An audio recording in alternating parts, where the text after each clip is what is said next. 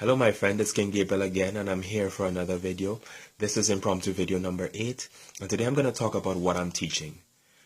Now I know some people have read and have done certain work and believed in certain things that allow them to be where they are right now, and so when they watch some of these things they might have resistance or feel slightly perturbed, and that is okay. That is okay. That is just based on past programming, and I'm fully okay with that as well. Right? We get along, and whenever they're ready to come on board, or whenever you're ready to come on board, we can have that conversation as well.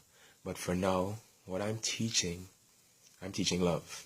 I'm teaching connection, unity in consciousness, recognizing that consciousness is all that you believe and accept as true. Recognizing that we can all live harmoniously, just like I spoke about in the last video. And it recognizes that in being connected with that frequency, that is the frequency that is within everyone, the one that is common, the one that is at our base, the one that is connected to our souls and therefore to spirit. In that frequency, we're very much alike. We're not unique and separate in that way. We are the same and we are one. And so that's what I'm teaching right now, to be really, really clear. And I just wanted to speak on that because I know that a lot of the religious thinking and stuff of the past has people be in a state of fear sometimes regarding new teachings and new understandings, and this is not like a new age fantasy thing. This is just what's occurring in our experience. We are all alive, and in us being all alive, there is something that gives us life. If we get a cut, that something heals that cut. Right? Whatever is the mechanism, the life force, the healing force, the force that brings us fitness, the force that allows us to laugh and feel joy and feel connected in specific moments, that force is what we're talking about. Many people have different names for it. I won't even call the names right now, right? Because truly, it's beyond a name. It links, it's in, as, and through everything and everyone, right? Now, some people say, according to old teachings as well, that God is omnipotent, everywhere present, omnipresent as well, right? So when they say God is everywhere present, but then they turn around and say that no one can know the mind of God, and God is far off, then isn't that a conflict? Isn't that saying that, in a sense, you're saying that it is everywhere, so it's watching everybody, but it's not really present there. So it's there and it's not there. Which one is it? Right? And I'll tell you which one it is, to be clear. It's everywhere.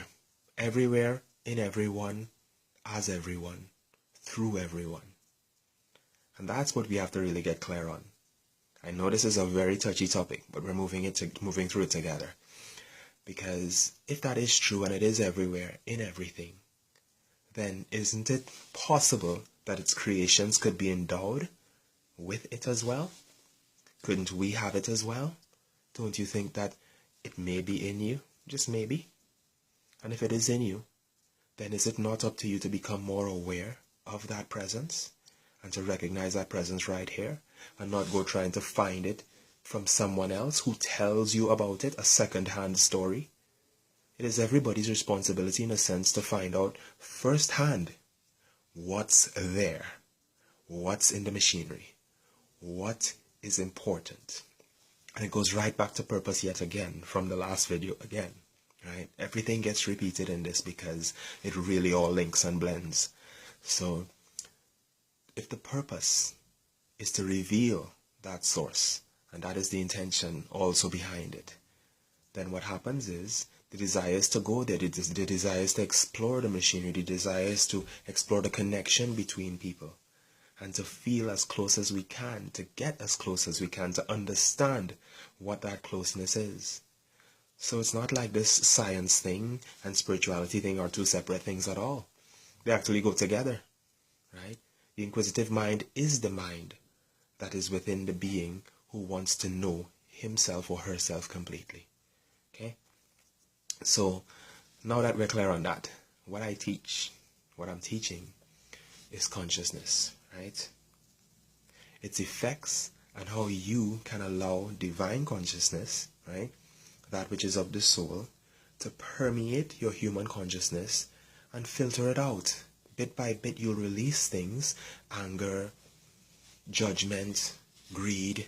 All of these things that humans tend to exhibit are traits that are not for everyone.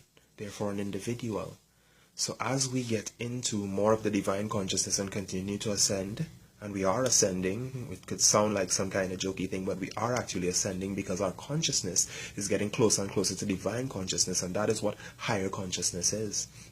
So as we continue to ascend in consciousness, we're actually filtering out that human consciousness, which is the consciousness of limit, of lack, right? Of wanting to be an individual and separate from everything else and have everything for self, right?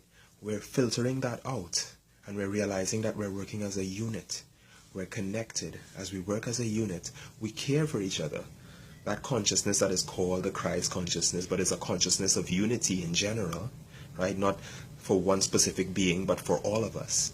That consciousness allows us to be caring, to have compassion for others, to look on others and say, you know what, how can I alleviate this person's suffering? Because that's what true compassion always asks. How can I alleviate the suffering that's going on here?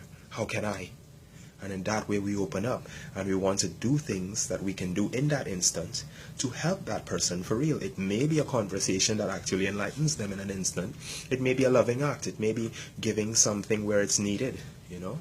And that is the way that we really function through this thing called consciousness, right? All that we believe and accept as true. The next thing I teach is that you are consciousness. And when I say you are consciousness, you are not the actual substance consciousness. You're actually the container that contains it. But with your focus on that specific frequency within it, you become whatever you're focused upon, and you act according to that.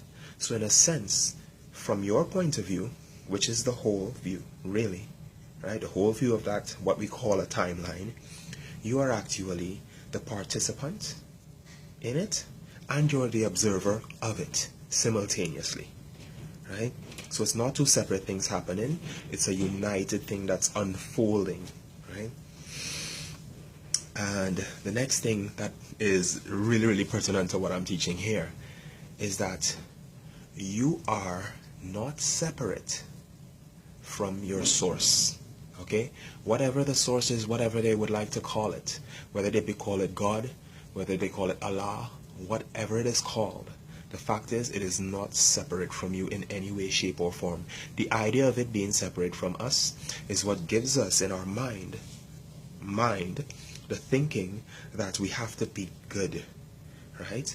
And when they say be good, I mean good in the sense of we're good when we know we're being watched. But if we're in a place where we think it's not there, then we go ahead and do whatever we want and do things that are not good. That's not truly being good, right? That's being good according to a condition. That's conditional goodness. That's what we call that, right? And that's not good, because I've seen things where they did experiments with people who would be taking exams, and they put up a little picture of God or something like that on the wall and have them do it. When the picture was there, 40% of the people, or in fact no one, this is really how it went, no one in the exam room would cheat because they felt they were being watched by God, right?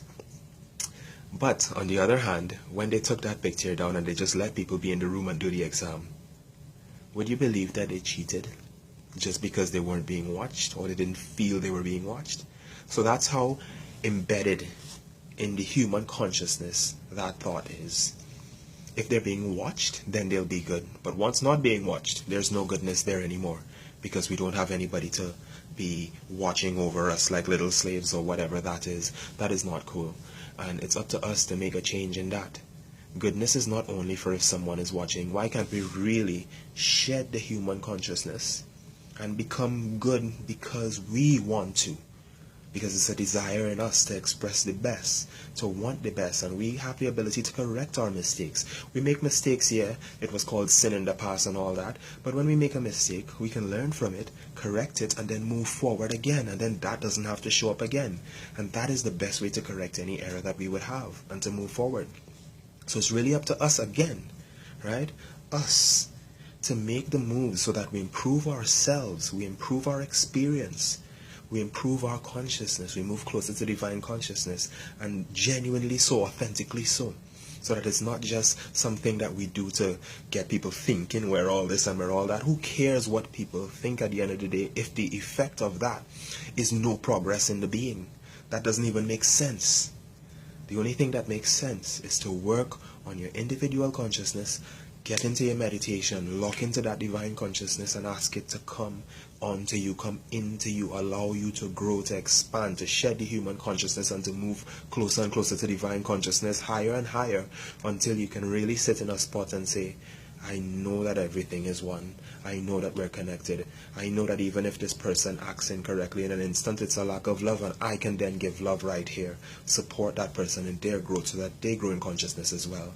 And that's all it's about. If we think like that, if we start to be more connected and recognize that the light is everywhere and in everyone, then what happens is we continue to give forth that, we continue to give that, and then we know ourselves as that. And when we know ourselves as that, we must experience that.